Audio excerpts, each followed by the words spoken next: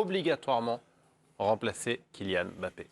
Alors, c'est dur, hein, parce que vous avez tous les deux des arguments évidemment très bons. Je suis même pas sûr qu'il soit très éloigné en vrai. On n'est pas loin. Hein. Oui, c'est ça, tu me dis, mais attends, là, on combien Pas très loin. Non, mais oui, il faut le remplacer. Pourquoi? Parce que on part quand même sur un inconnu par rapport à l'effectif actuel. C'est-à-dire que je reste quand même aussi persuadé, c'est pour ça que je suis un peu partagé, mais je vais dire oui, il faut le remplacer. Parce que on ne sait pas s'ils vont être capables de prendre le flambeau. Je reste persuadé qu'ils sont capables, mais est-ce qu'ils le sont vraiment? Ça, c'est l'interrogation. C'est pour ça que, dans l'absolu, je pense qu'il, par sécurité, un attaquant qui fera un peu la différence, parce qu'il a marqué quand même 44 buts la saison dernière. Donc 44 buts, je ne suis pas sûr que, même à tous, là, ils soient capables de les mettre. Non, pas la moitié. C'est pour ça que je donne mon oui à Régis, parce que je pense qu'il faut quand même le remplacer. Pierre, est-ce que, encore une fois, j'aimerais avoir une réponse un petit peu à tiroir. Sur le plan sportif, oui. Sur le plan médiatique aussi. Il y a un peu des deux, mais en fait, il y a quelqu'un dans tout ça, c'est Luis Enrique. Luis Enrique, j'ai l'impression qu'il n'a pas envie spécialement d'avoir une énorme star sous ses ordres. J'ai l'impression qu'il ne veut pas un effectif avec une tête qui dépasse. Mais il n'aime pas ça. Et donc, il n'aime pas trop ça. Donc, j'ai l'impression que c'est compliqué de dire oui, il faut une star au PSG. Il faut peut-être des joueurs en plus offensivement. Donc là, peut-être qu'effectivement, il faut remplacer Mbappé ou alors étoffer en tout cas l'attaque du PSG, au moins avec un joueur, je pense. Ouais. Il y avait des noms qui ont été évoqués en début d'été. On pense à Guevara, des joueurs Osimhen, comme ça. Oui, ou Osimhen. Mais est-ce qu'un joueur qui pourrait prendre autant de la lumière ou être un peu la star du PSG, je suis pas sûr qu'il la trouve. Et je suis pas sûr qu'ils en aient vraiment besoin dans le PSG de Luis Enrique. Ouais, je pense que sous un autre mandat. La Pierre, tu es plus dans l'image par rapport à ce que ça peut représenter que par rapport à ce que l'entraîneur a besoin. Après, quel est le profil du joueur qui veut aussi Enrique? Je pense que une des réussites, a priori, d'Enrique, c'est d'avoir réussi un peu à niveler un peu tout ça dans la gouvernance du PSG, c'est-à-dire qu'il a un peu plus de pouvoir. Et je pense qu'il peut avoir envie de dire, moi, j'ai pas besoin d'une énorme star devant. A priori, il n'aime pas trop ça. Mais parce que la philosophie du club a changé aussi. C'est-à-dire que on voit bien que tu as un PSG jusqu'en 2022, jusqu'au mondial qatari, et tu as un PSG post-2022, et qui évidemment ne surfe pas sur les mêmes choses. Ils ont fait tout ce qu'il fallait depuis leur arrivée, c'était quand, 2010, 2011, pour avoir les plus grandes stars possibles, chaque année en avoir des plus nombreuses et des plus grandes. Tu vois, jusqu'à avoir Neymar, avoir Messi, Beckham, Zlatan, Neymar, Messi. Au niveau bien sûr rayonnement que sportif. Exactement, voilà, le projet est un projet avant tout d'image et de communication, on ne va pas se leurrer, mais qu'une fois que tu as atteint un peu ta bouée, c'est-à-dire qu'il était quand même d'arriver à bon port sur la Coupe du Monde, qui s'est finie en apothéose pour eux, avec l'affrontement Messi-Mbappé, donc c'est parfait, cocher toutes les cases. Derrière, tu as l'impression qu'on est maintenant parti sur autre chose. Le dernier combat à mener, c'était Kylian Mbappé. Ils l'ont perdu, ça oui, ils ont pas essayé de ils étaient pas contents de le voir partir. Mais par contre, maintenant, tu sens qu'ils sont partis sur autre chose, qu'ils sont plus dans cette recherche obsessionnelle des superstars, etc. C'est fini. Ouais, je suis même pas sûr que ce soit le problème de la star, parce qu'en fait, si la star elle se met au service de tout le monde, on s'en fout en fait qu'il y ait une star. C'est pas le problème de la star, c'est pas. Non, quand je dis la star pour la star. Ouais, non, je comprends, non, bien sûr. Mais ce que je veux dire, c'est que là, on est en train de pointer la star, mais en fait, la star, il y a des stars qui travaillent, il y a des stars qui. C'est pour ça qu'aussi, c'est important T'as raison de nuancer là-dessus. Non, mais c'est vrai, c'est pas vraiment pour la star, c'est vraiment pour de rentrer dans le schéma, de rentrer dans le collectif, et là-dessus, voilà. Moi, ça me dérange pas d'avoir une star, mais si le problème, c'est que tout ce qu'on a eu jusqu'à maintenant ne rentrait pas forcément dans toutes les cases. Parce que peut-être Zlatan, on va pas les condamner. Ouais, Zlatan a quand même rendu un bilan. Il a manqué des choses, mais Zlatan est peut-être celui qui correspondait le plus à ce côté star, et j'installe quelque chose. Mais moi, j'ai envie de vous poser une question. Est-ce qu'aujourd'hui, est-ce qu'il existe, alors, je vous ai bien écouté, Mbappé, c'est une marque. Est-ce qu'aujourd'hui, il y a de véritables grandes stars et des marques? Non, il n'y en a plus. C'est vrai. Alors, ils sont tous venus, hein. Beckham, Messi, voilà. Non, mais Régis, on les a tous additionnés. Aujourd'hui, il n'y en a plus, en fait. Un Osimhen, par exemple, serait un joueur d'une dimension médiatiquement supérieure au reste de l'effectif. C'est ça qu'on veut dire, une tête qui dépasse. Oui. Mais ce profil de joueur, je ne pense pas que ça rentre dans le... dans le schéma d'Enrique, dans son attitude, dans son comportement. Et puis dire que Osimhen c'est une star, c'est relatif. Je vous laisse regarder la liste qui nous est proposée avec les joueurs qui ont été pistés, en tout cas les pistes explorées. Osimhen, Yamal serait peut-être une star. Non, il n'y a pas de star là-dessus, il n'y a pas de star. Kvaratskhelia, Leao, Sancho, Williams. Ouais. Yamal, il a un peu plus le profil que les autres de dépasser un peu. Parce que l'euro, parce que ce qu'on attend de lui, le storytelling derrière, etc.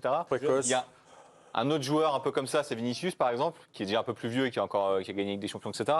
Mais c'est peut-être les 2-3 joueurs qui peuvent un peu être derrière Mbappé en termes de notoriété. Mais là, c'est des joueurs qui globalement, Kvara, il sort d'une pas très bonne saison avec Naples. Leao, c'est quand même c'est bon, mais c'est par intermittence parfois. Sancho, c'est comme loin des espoirs qu'on avait au début. Non, pas du tout. Et Williams, ça, il vient de faire un bon euro. Mais vous prenez cette liste de joueurs, qui peut rentrer dans ce club à Paris? Quand vous regardez dans le profil et dans l'identité de l'image du PSG, qui peut jouer? C'est aussi parce que cette liste de joueurs qui sont quand même de très beaux joueurs, je trouve. Aujourd'hui, sur le marché, je pense que beaucoup de clubs aimeraient pouvoir s'attacher leur service. C'est que tout paraîtra plus ou moins fade derrière Kylian Mbappé si on commence à rentrer dans une comparaison bête et méchante. Maintenant, assez d'accord sur le fait qu'il y a le débat du jeu et il y a le débat, vous parlez de ça, moi je parlerais plus d'incarnation. Surtout quand on est en présence du PSG, qui est un club qui travaille sa marque, son rayonnement à l'international. Ça, je pense qu'ils n'ont pas abandonné totalement l'idée. Et c'est vrai que Luis Enrique, lui, on a l'impression qu'il a passé la saison dernière à vouloir se détacher de la notion d'homme providentiel. Alors pourquoi en ramener un aujourd'hui ? Moi, je pense qu'il faut qu'il y ait une plus-value sur le jeu. Alors, est-ce que ça doit être une star, pas une star ? Ça doit être en tout cas un joueur qui apporte une valeur ajoutée à un effectif où on avait quand même pointé la saison dernière des manques très ciblés, pas forcément toujours sur l'attaque d'ailleurs. Et je pense que le vrai débat, c'est aussi, est-ce que si tu fais pas une star, c'est un parti pris ou est-ce que c'est un déclin d'attractivité ? Et moi, je pense qu'il y a aussi une vraie question là-dessus. Justement, le Paris Saint-Germain a quand même été, depuis sa création, un club qui a souvent eu des joueurs frissons. On peut penser à Araï, à Ronaldinho. Et depuis l'arrivée des Qataris, il y a quand même eu une continuité sur le fait d'avoir des stars. Il y a quand même toujours eu... Ça va avec Paris. Il y a eu Pastore quand même. Voilà. Est-ce que finalement... Encore une fois, ce n'est pas nécessairement l'identité du Paris Saint-Germain de vouloir à tout prix avoir une star, mais le Paris Saint-Germain va être supporté par ses supporters, ça ne fait aucun doute. Le regard... du supporter étranger, on parlait tout à l'heure de la Ligue 1, le regard du supporter de Manchester United un soir de Ligue des Champions en se disant est-ce que je vais regarder Paris maintenant qu'il n'y a plus... Moi je pense moins. Je pense qu'il y a moins une déperdition. Là. Oui, après, effectivement, si Paris va loin, naturellement, les regards vont retourner sur eux, mais tu les as sentis un peu plus en retrait, là, même l'année dernière, avec la saison, on va dire, bizarre un peu de Kylian Mbappé. Tu as senti que c'était un club qui était un peu moins observé, un peu moins attendu. Mais moi, je me demande, pour en revenir à ça, si, il faut déjà montrer aussi un visage de, ne pas céder à la panique, c'est-à-dire tu as perdu Mbappé et tu veux absolument le remplacer, etc., quitte à faire n'importe quoi. Mais je me demande si tu ne peux pas travailler un tout petit peu sur la distance, c'est-à-dire que travailler l'arrivée d'un joueur surdimensionné, mais peut-être pas maintenant, mais commencer le travail pour l'année prochaine. Tu vois, un peu comme a fait le Real post-Benzema. Benzema part, il ne s'y attendait pas forcément, parce que ça a été un peu soudain, son départ en Arabie Saoudite. Ils ne se sont pas mis tout de suite en tête, il faut absolument qu'on trouve. Ils ont pris José Lu pour faire le nombre, mais c'était juste pour faire le nombre. Mais globalement, leur travail, il était déjà sur le coup d'après, c'est on va travailler sur un an et faire venir Kylian Mbappé. Est-ce que tu penses que cette politique, elle existe au PSG ? Dans la durée, dans le temps. Oui, mais j'espère qu'ils ont un peu plus de vision qu'à une époque où, justement, quand tu es éliminé par Barcelone, tu frappes un grand coup, tu fais venir Neymar, Mbappé, etc. Tu sais, un peu sur le coup d'une vexation. Alors, tant mieux pour nous, parce qu'on a eu des stars. Mais je me demande si là, tu ne peux pas travailler sur un an, par exemple, pour faire venir un Haaland. Mais à l'époque, tu vois, qui sera en 2025, peut-être on n'est plus dans cette politique. Aujourd'hui, je pense que la politique, elle est sur les jeunes. Elle est sur les jeunes et en équilibre avec les jeunes du club aussi. Mais il ne faut pas un crack quand même de temps en temps. Si tu veux gagner la Ligue des Champions, pas gagner la Ligue 1. Je pense que tu as deux combats aujourd'hui du Paris Saint-Germain. C'est les jeunes, Donc, parce que quand tu regardes le recrutement, on est vraiment basé sur les jeunes et derrière les jeunes du club. Donc il y a cet équilibre-là qui fait que, et aussi pas les jeunes du club, l'équilibre de l'équipe. C'est-à-dire qu'il y a le jeu d'équipe qui veut prendre le flambeau par rapport à installer une star et du coup mettre en lumière un joueur. Je pense que vraiment ça va changer. Moi, c'est ce que par rapport à ce qui est en train de se dessiner. Hein. Est-ce que veut peut-être aussi Enrique, je pense, dans son schéma du football collectif, je pense que c'est plus ça qu'il a envie. Tanguy, on a évoqué plusieurs pistes à l'instant. Il y en a une nouvelle qui s'est faite jour. Bon, on en parlait déjà depuis plusieurs semaines. Kingsley Coman au Bayern Munich qui pourrait partir du club allemand, intéresserait de nouveau le Paris Saint-Germain. Alors ce ne serait pas pour concurrencer Désiré Doué qui devrait arriver, mais puisque Désiré Doué est annoncé pour évoluer au milieu de terrain plutôt, mais plus en tant qu'ailier. Donc voilà, ça peut être une idée pour le Paris Saint-Germain. Tidiane, vous y croyez à cette refonte de la philosophie du Paris Saint-Germain comparativement à ces dernières années qui étaient assez tournées vers une starification, vers quelque chose de purement collectif, quitte à en délaisser peut-être un peu l'aspect médiatique et attractif, on va dire, au sens télévisuel du terme? Moi, ça ne me gênera pas à partir du moment où c'est fait au nom de la cohérence sportive. Et Dave l'a très bien rappelé, on a eu une décennie où même si le PSG est resté crédible sur la scène nationale, bien évidemment, en gagnant beaucoup de titres, mais sur la scène internationale, en allant jouer quand même une finale de Ligue des Champions, en faisant plusieurs derniers carrés, on a bien compris que c'était l'outil de soft power pendant 10 ans et que là, on avait basculé dans toute autre chose. Mais regardons aussi comment les équipes d'élite européennes travaillent. Et moi, je vois un club comme Liverpool, qui a d'immenses succès, ou même un club comme Arsenal, fabrique les stars. C'est-à-dire que Salah, Mané, sont devenus des stars, Trent Alexander-Arnold sont devenus des stars à Liverpool en s'élevant dans un collectif, en étant stimulés par un entraîneur de très haut niveau.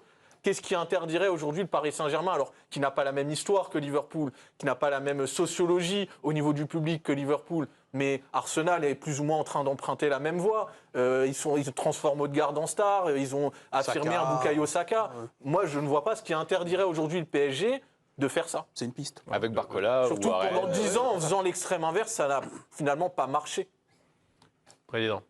Ah non, mais je rejoins complètement. Je pense qu'il n'y a rien qui les empêche. Et vraiment, je pense qu'on se dirige vers un changement total de conception un petit peu de tout ce qui a été fait depuis le début sur l'ère qatari.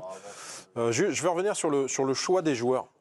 Tu parlais de qui était intéressant pour le problème, c'est que là, il y avait qu'un avant-centre, en fait, sinon le reste, c'est que des joueurs de côté, en fait. Et là, c'est pas forcément l'endroit où tu as besoin de joueurs aujourd'hui, c'est ça?